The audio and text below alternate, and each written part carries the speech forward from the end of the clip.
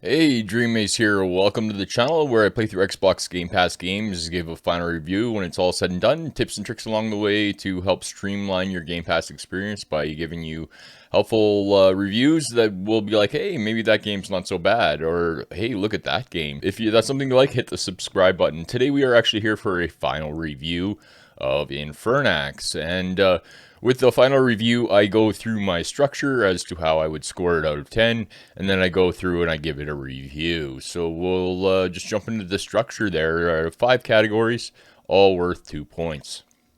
The first category is continuous challenge. I like a continuous challenge presented to me throughout my gameplay. Category number 2 is interesting story and good end. I like to have an interesting story and a good end to make it feel like I'm immersed within the world or immersed within the video game that I'm playing to have better enjoyment of it. Category number 3, flexibility and useful rewards. I like to have flexibility of choices, not only for my character, but other choices of the environment around me, as well as useful rewards to make this category worth 2 points.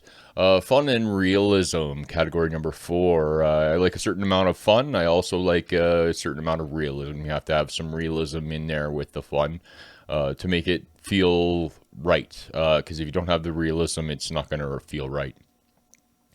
Category number 5, bugs, flaws, and defects. Just have to put this category in there to drive home that we need to, as consumers and people that are playing the video games, need to have like rights almost. Like we want something that's good. We want something that's complete and done that we can play and enjoy all the way through. So that's it. If you score good in all 5 of those categories, you will get yourself 10 points.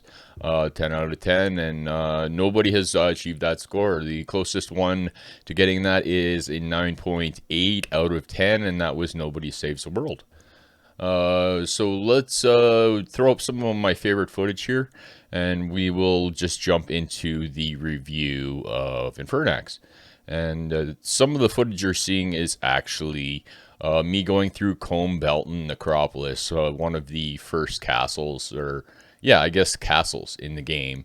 It was one of my favorites, definitely to play through. It was a little more simple, but at the same time still challenging for me. So let's see how the game actually stacked up.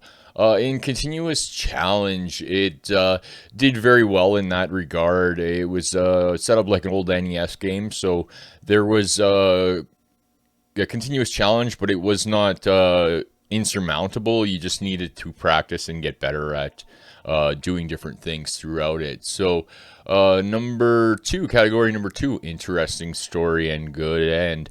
It had an interesting story, even though the story was just small sentences that were trying to get a point across.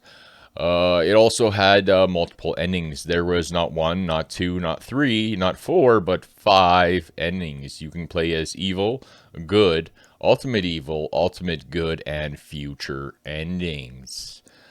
So full 2 points in that category. Flexibility and useful rewards. Flexibility and useful rewards. We're only going to give this category 1.5 out of 10. The reason being is some of the rewards did not feel overly useful and impactful in my gameplay. I didn't use a lot of that ground smash ability where you kind of ripple out waves. I did not use that. I did not use my charge ability very much. There's a bunch of spells that I didn't use very much. There was a stronger impact from some and very little impact from others. So it was the useful rewards category was a little off, and the flexibility was done by the choices you made throughout the gameplay, helping or not helping people, is what changed the flexibility. And I'd like to make my own choices at my own time rather than you got to make this choice now and you're like, okay, did I do the right thing? Did I feel like I did the right thing? So we're gonna get this category 1.5 points out of 2. Fun and realism. It was very fun. It felt like an old school NES game to me. It was awesome. In that regard. So, like, honestly, I want to give it 2 points on that. Realism, very real. It felt like the world, even though it was just little bit characters running around, was alive. They had their own struggles, things you could help them with, things you could hinder them with. Lots of fun, lots of realism. It was good. It was good. So full 2 points in that category. Bugs, flaws, and defects. There was a certain amount of bugs, flaws, and defects throughout this game that other people experienced. I didn't experience them myself. I was lucky in that regard because there was quite a few of them. And I was going to give a full 1.5 point loss, which means that they'd only get 0.5 out of this category. However, I'm bumping that up to just a 1 point loss.